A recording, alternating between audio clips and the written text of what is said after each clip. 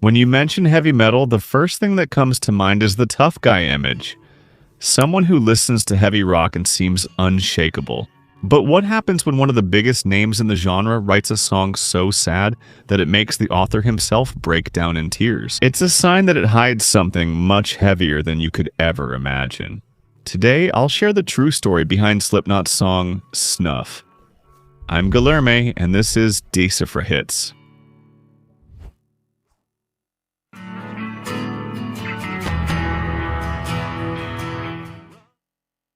Sometimes metal doesn't have to be heavy to feel heavy, and that's the case with the song Snuff, created by Corey Taylor, the lead singer of Slipknot.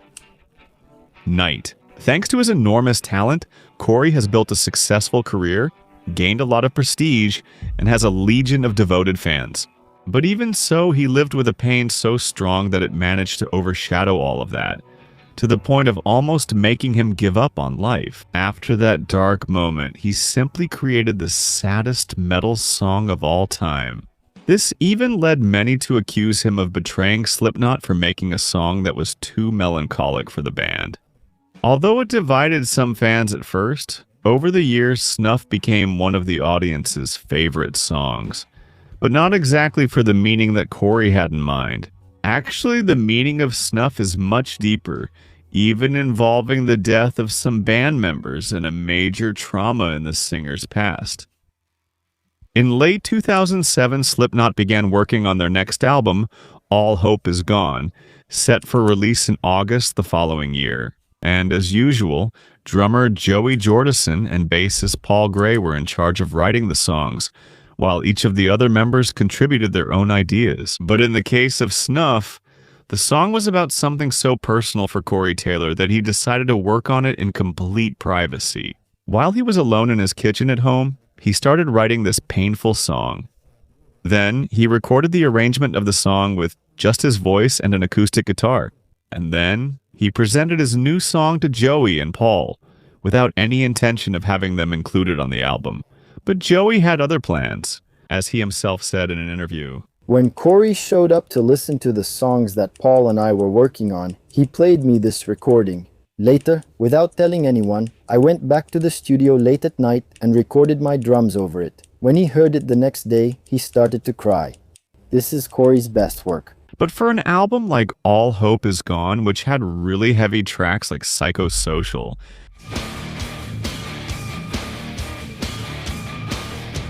Dead Memories,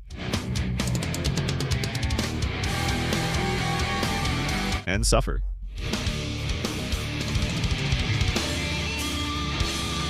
Snuff sounded so melancholic and different that some fans even thought the song wasn't made for Slipknot, but for Stone Sour instead, Corey Taylor's other band, which he had formed sometime before joining Slipknot.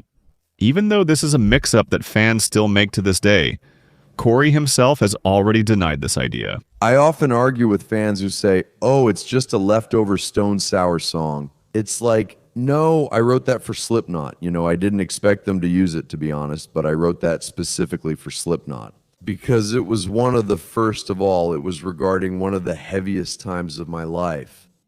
And not just the song, but also the Snuff music video itself was something totally different and mysterious. The video starts with what looks like personal footage of Corey, and in the background, we hear a very dark sound. While a woman asks, "What I'm gonna do with you?" To which Corey responds, Everything. That was only the third time Corey's face appeared in a music video, both in live shows and in music videos. Slipknot is known for always performing in masks, which, although quite dark and sinister, had the noble purpose of taking all the focus away from the artist's individuality and putting attention on the music, on the art they were creating. But in the case of Snuff, it was essential that the music video was filmed without a mask, precisely because it was something so personal and intimate for the lead singer. Next, we see Corey watching this woman like a stalker and following her all around a hotel. But no matter how close he got, she always seemed to slip out of his reach. His desire is so obsessive that at one point he even smells one of her shoes. Like an addict who uses a drug just to feel its presence again, Corey continues his search in a desperate way, until at a certain point, he seems to give up chasing the woman. But in fact, something completely bizarre happens.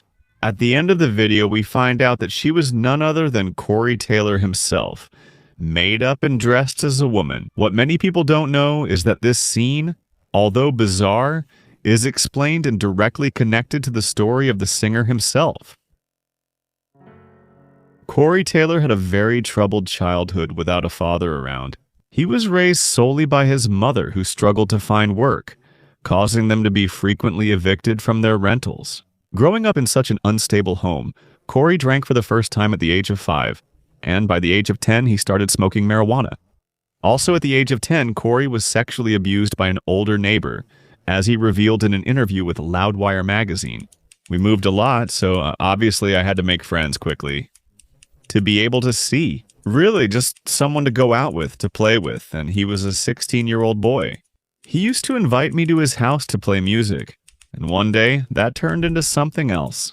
After the abuse, the teenager intimidated Corey, saying he would hurt him and his mother if he told anyone a single word about what had happened. Situations like this, although repugnant, unfortunately are quite common.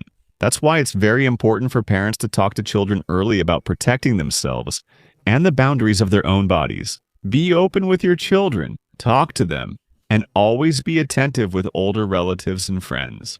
Sadly, that wasn't true for Corey, and his life grew increasingly complicated from then on. At 13 years old, Corey started using cocaine and methamphetamine, and at 15, he had an overdose while he was at a party. His friends, thinking he was dead, threw him in a dumpster instead of taking him to a hospital. Until, in the middle of the night, Corey woke up and found out that they had taken several of his belongings, including his shirt and even his sneakers. He had to climb out of the dumpster and walk barefoot for more than 20 kilometers to get home. After that, Corey went to live with his grandmother in Des Moines, Iowa, trying to get away from the problems. But unfortunately, that didn't work out very well either. That's where Corey reached what he described as the lowest point of his life. In the midst of a deep depression, he tried to leave this world. At that moment, Corey was alone at home, but luckily his mother-in-law decided to stop by just to see how he was doing. She found him unconscious on the floor, managed to rescue him, and took him to the hospital. It was only in music that he found a healthier way to cope. At 19, he founded his first rock band, Stunt Sour. And in 1997, at 24 years old, Corey Taylor was invited to join Slipknot to replace the former vocalist Anders Kolsefny, and he has remained in the band ever since. But although he had cut back on drugs, Corey had now developed a very serious problem with alcohol. I was a complete alcoholic. I wanted to get drunk so I could do horrible things because of my lack of self-confidence. When you drink that much alcohol, you no longer know who you really are. There's something inside you that's empty, and as a result of that behavior, your health suffered a lot, and so did the band. Taylor has already said that he ended up delaying Slipknot when recording new songs, because his voice was always unstable and he didn't always show up for the sessions. His bandmates weren't afraid to tell him to his face that he was letting everyone in the band down, and they even questioned whether he was really committed to Slipknot. I would disappear for long periods, not caring about my own safety or anyone else's. I didn't even know where I was until the next morning. I didn't care about myself, my family, nothing. I only remembered being in a bar and then suddenly nothing. A year after joining Slipknot in 1998, Corey Taylor met someone who would change his whole story. Scarlett Stone, the woman who not only became his first wife, but also the mother of his son, Griffin. Despite that, their relationship was far from peaceful, mainly because of Corey's problems with alcoholism. He even managed to quit drinking when Griffin was born, but after a few months, he relapsed into addiction again. During the years they were together, Scarlett was a key figure in making Corey realize how much his addiction was becoming extremely concerning. It was really bad, man. It hurt my voice, ruined my health. I gained a lot of weight. I looked terrible. And my wife stayed with me and told me I had a problem. I lost an entire year of my son's life because I was drunk. It was hard, but despite his wife's warnings, Corey refused to seek help and stop his addiction until their situation became critical. One day, Scarlett traveled to Los Angeles to find out what he was getting into and definitely confront him. Children. Corey was staying at the Hyatt House Hotel, had just come back from hanging out with friends, and as usual was drunk. Scarlett went there intending to talk, but the two ended up having a serious argument, a mix of anger and desperation. Corey tried to jump off the 8th floor balcony, but luckily, one of his friends managed to grab his shirt from behind and pull him back. After that incident, Corey's wife gave him an ultimatum. Either he got sober and became a devoted husband and father, or she would leave and take their son with her. It wasn't the first time she had made that threat. This time, he knew she meant it and realized he truly needed to change for the first time. From the next day on, Corey promised himself that he wouldn't touch another drop of alcohol and managed to stay sober for long periods. But unfortunately, the process wasn't easy at all. His relationship with Scarlett was already completely deteriorated, and in 2007, they ended up getting divorced. After the breakup, Corey relapsed into addiction again. It was exactly at that time, at the end of 2007, that he wrote Snuff. And even though he never mentioned any names, just by the timeline of events, it's pretty obvious. Who was his motivation to write the lyrics? All his pain, sadness, and anger were very well represented in the music video by Corey himself. Not as an actor, but as he knows, the scene where he breaks the glass in the video was real. There's a behind-the-scenes recording on YouTube. And at a certain moment, the director asked Corey to sit alone in the kitchen, which, by the way, was exactly where he wrote Snuff, to remember and revisit the same pain that made him write Snuff. And that's exactly what he felt when filming that scene. If you don't believe me, just take a look at this part of the recording.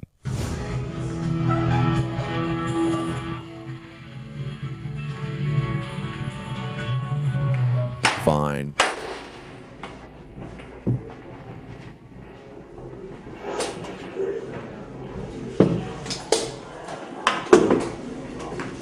Breaking the glass also symbolizes breaking the addiction that destroyed his relationship and almost ended his life.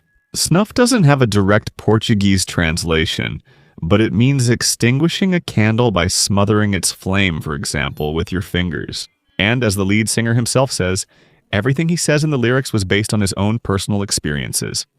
Once again, without mentioning any names, it's about someone who helped me a lot, and I thought she felt the same, but she let me down in the end. At the same time, it was good that this happened, because it was the final push I needed to find myself. The lyrics are pretty self-explanatory.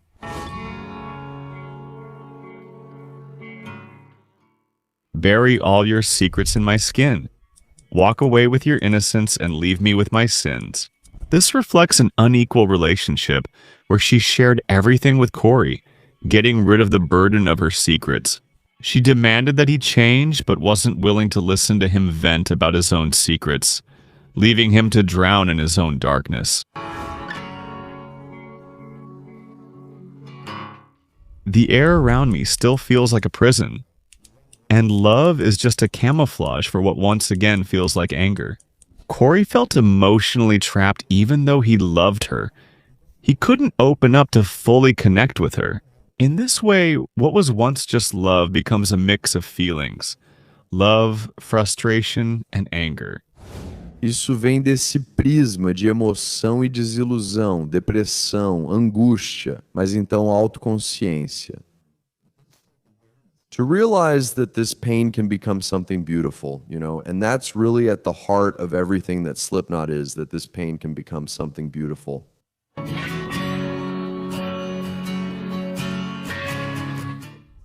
I couldn't face a life without your light. But all of that was shattered. When you refused to fight, it took the death of hope to let you go. I believe he felt betrayed by her not fighting hard enough to save the relationship. Even when he was willing to change and give up his addiction, she wasn't willing to stay by his side. From that point on, the perfect image he had of her was completely shattered. It's one of those things where it's like you knew you weren't supposed to be together, but there was just something there that felt so good. And when it was ripped away from you, it just felt like there was a hole in your chest, man. And knowing that and having to discard those feelings, it was tough. So if you love me, let me go and run away before I realize it. My heart is just too dark to care. I can't destroy what doesn't exist. And in a demonstration of sincere love, he asks his beloved to leave because the last thing he wants is to project his dark and destructive thoughts onto her. Okay?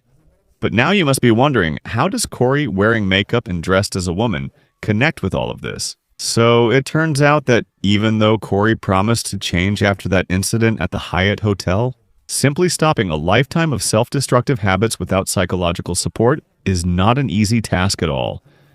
And it caused him serious psychological damage. The first year I was sober was probably the worst of my life. My immune system was destroyed, I pushed my wife away for a while, and I was a selfish, cold, and nasty guy. I isolated myself, felt constantly weak, and lost my sense of identity. Sometimes addictions define you. And I was the guy who was always ready to go out and get drunk, and suddenly I had to figure out who I was. Without that, I mean, this scene reflects all that loss of identity caused by addiction. The man is so lost without that other person that he becomes that other person. Because he is compulsively in love with Scarlett, he follows her everywhere, but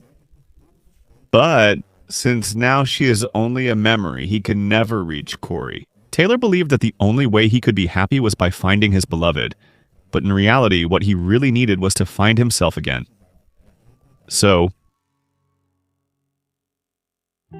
on May 24, 2010, just 2 years after the release of Snuff, the song gained an unexpected weight. Paul Gray, bassist of Slipknot, was found dead in a hotel room, the victim of an overdose. Seeing one of his best friends taken so early because of an addiction made Corey Taylor turn things around. Realizing that this could have happened to him made him commit to sobriety for good. Besides that, after Paul's death, Snuff took on a completely new meaning for Corey, who started performing a new acoustic version of the song at shows in tribute to his friend.